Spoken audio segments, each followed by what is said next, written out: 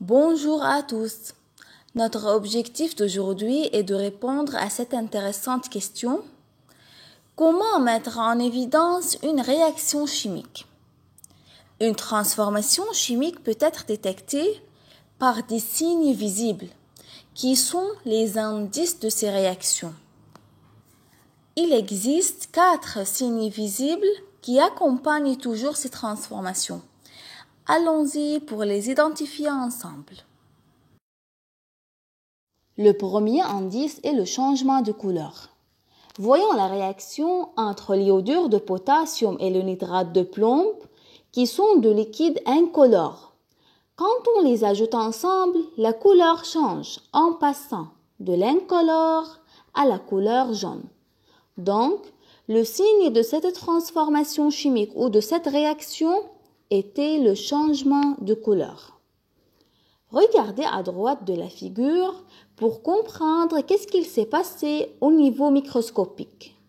Le potassium, qui était lié à l'iodure, échange sa place avec le plomb qui était lié au nitrate pour former de nouvelles substances et donner de nouveaux produits.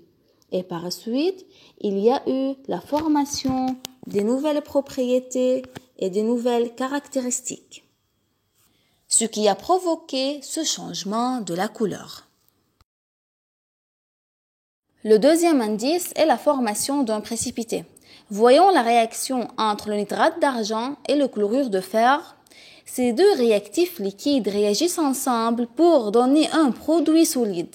Ce produit solide est nommé précipité. Le troisième indice est le dégagement gazeux.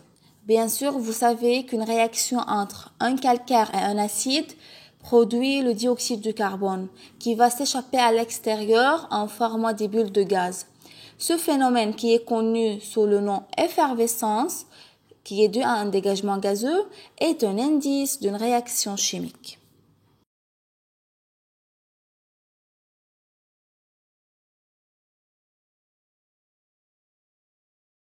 Finalement, le quatrième indice est celui qui m'intéresse le plus, les échanges énergétiques.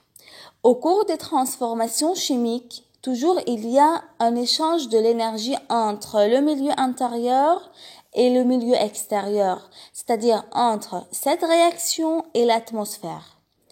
Ces réactions peuvent donner de l'énergie vers l'extérieur, exemple, la combustion d'une bougie, la combustion de carbone, ou peuvent absorber l'énergie de l'extérieur, c'est-à-dire qu'elles ont besoin de l'énergie pour se dérouler, pour se déclencher.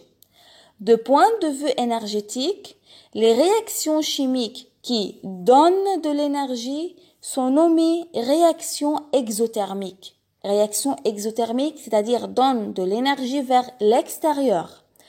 Alors que les réactions chimiques qui absorbent de l'énergie sont nommées de point de vue énergétique réactions endothermiques, c'est-à-dire la réaction est absorbée à l'intérieur.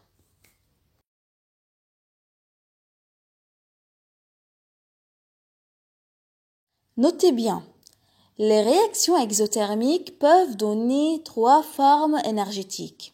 Elles peuvent donner de la chaleur, elles peuvent produire de l'électricité et elles peuvent donner de la lumière. Si elles donnent de la chaleur, la forme énergétique sera calorifique. Si ces réactions produisent de l'électricité, la forme énergétique sera électrique. Et si elles donnent de la lumière, la forme énergétique sera lumineuse. On a terminé notre leçon. À bientôt mes chers élèves.